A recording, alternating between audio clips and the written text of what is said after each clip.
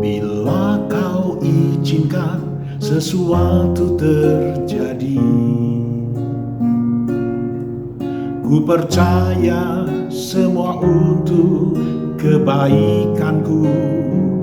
Bila nanti telah tiba waktumu, ku percaya kuasa-Mu memulihkan hidupku.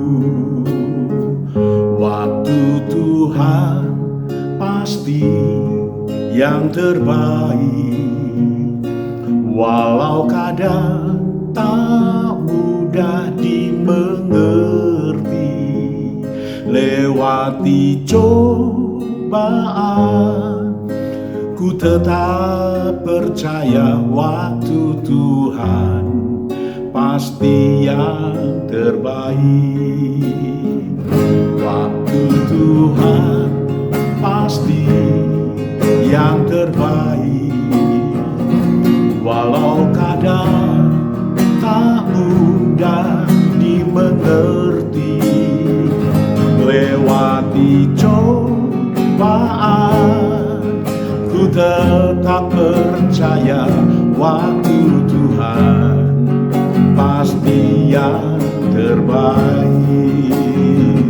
Waktu Tuhan pasti yang terbaik. Waktu Tuhan pasti yang terbaik.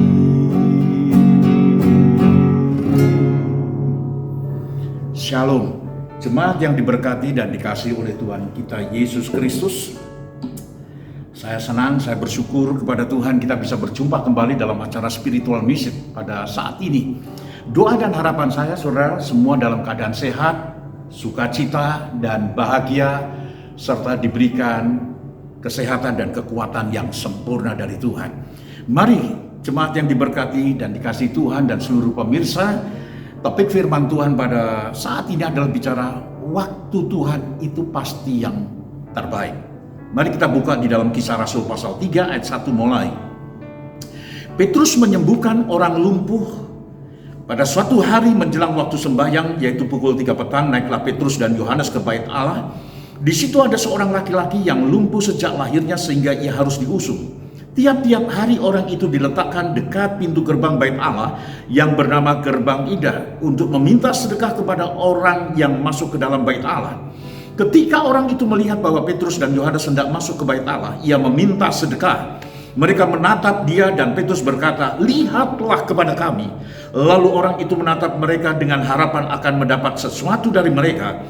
Tetapi Petrus berkata, "Emas dan perak tidak ada padaku, tetapi apa yang kupunyai kuberikan kepadamu.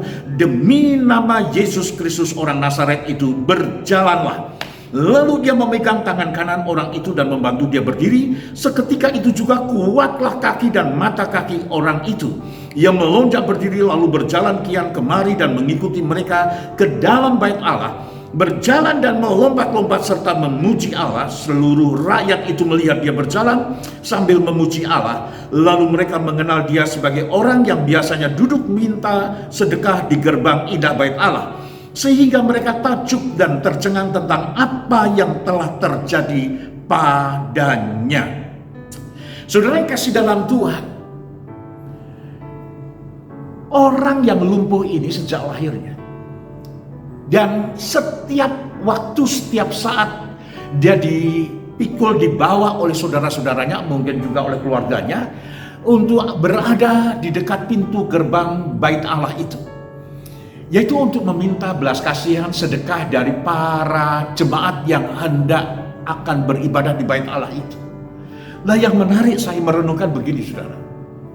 Kenapa peristiwa terjadi mukjizat kesembuhan terhadap orang lumpuh ini saat Petrus dan Yohanes ada waktu itu hendak masuk ke bait Allah?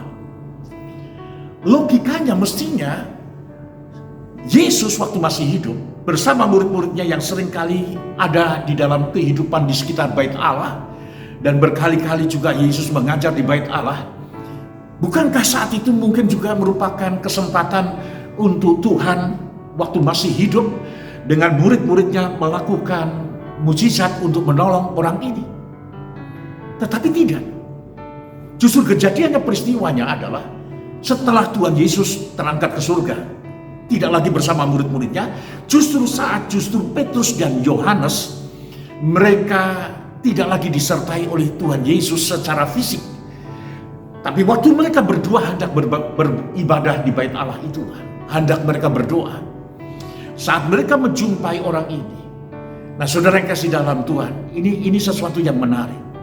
Buat orang lumpuh itu sendiri, sebagaimana kebanyakan kita juga semua, itu menjadi persoalan, menjadi masalah hidupnya, menjadi pergumulannya yang bertahun-tahun dia hadapi, dia alami, yang selama ini menjadi juga mungkin beban hidupnya. Dan dia juga bertahun-tahun sudah berdoa untuk memohon pasti pertolongan Tuhan, supaya disembuhkan, supaya dipulihkan, doanya supaya dijawab, dikabulkan Tuhan.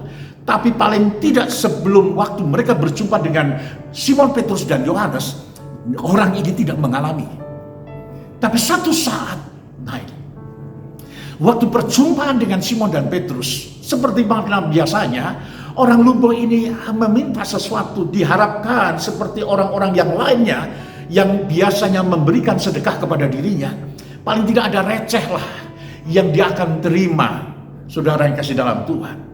Tetapi justru lihat apa yang dikatakan oleh Simon Petrus kepada orang lumpuh ini. Simon berkata di dalam ayat yang ke-6, emas dan perak tidak ada padaku, tetapi apa yang kupunyai kuberikan kepadamu. Demi nama Yesus Kristus orang Nazaret, berjalanlah. Lalu Simon membantu untuk berdiri orang lumpuh itu, memegang tangan kanannya, dan mujizat Tuhan terjadi, orang lumpuh itu menjadi bisa berjalan.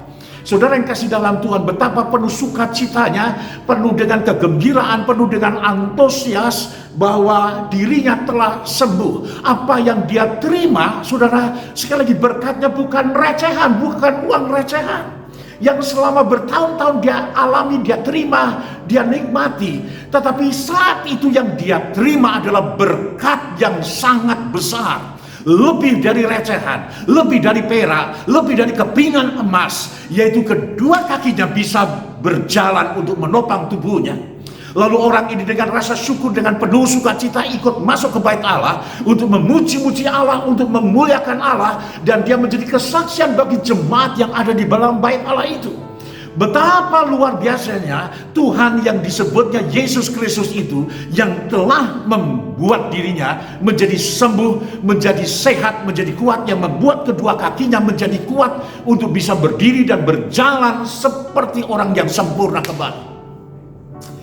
Waktu Tuhan, sekali lagi jemaat yang diberkati Tuhan, adalah waktu yang terbaik. Kita berharap menurut pemandangan kita yang terbaik, tapi Tuhan bisa memberikan jauh yang lebih dahsyat. Berkatnya jauh lebih hebat, lebih luar biasa daripada apa yang kita harapkan, daripada apa yang kita pikirkan, daripada apa yang kita minta. Waktu Tuhan tidak pernah terlambat untuk menolong dan memulihkan kita, untuk menolong, untuk memberkati kita. Karena waktu Tuhan pasti jauh lebih terbaik dibandingkan waktu yang kita harapkan terjadi atas kita. Kiranya Tuhan Yesus memberkati buat kita semuanya. Tetap semangat, tetap percaya terus kepada Tuhan Yesus. Sekalipun saat ini doamu belum dijawab, belum dikabulkan, apa yang kau harapkan, apa yang kau minta di hadapan Tuhan, dengan sabar, dengan iman dan percaya, tiba waktunya Tuhan, Dia akan memberikan jauh lebih dahsyat daripada apa yang kau minta. Amin. Mari kita tundukkan kepala. Bapa, terima kasih buat kesempatan ini. Kami sudah mendengar firman-Mu. Kami percaya masamu, waktumu adalah yang terbaik buat kami. Berkati seluruh jemaat-Mu dimanapun mereka berada. Kuatkan iman, percaya mereka untuk tetap terus kuat dan sabar di dalam penantian waktu Tuhan, janji Tuhan itu. Karena bila tiba waktunya Tuhan, Engkau memberikan jauh lebih dahsyat, jauh lebih hebat, jauh lebih baik daripada apa yang kupikirkan, yang kumohonkan, yang kumintakan di hadapan. Terima kasih Bapa, dalam nama Tuhan Yesus kami berdoa dan mengucap syukur. Haleluya, amin. Tuhan Yesus memberkati buat seluruh pemirsa. Sampai ketemu kesempatan yang akan datang. Amin.